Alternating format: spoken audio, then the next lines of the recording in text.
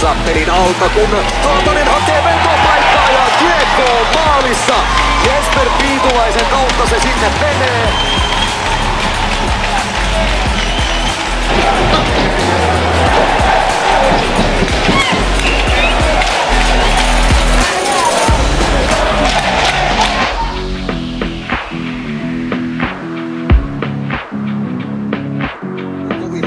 Ole.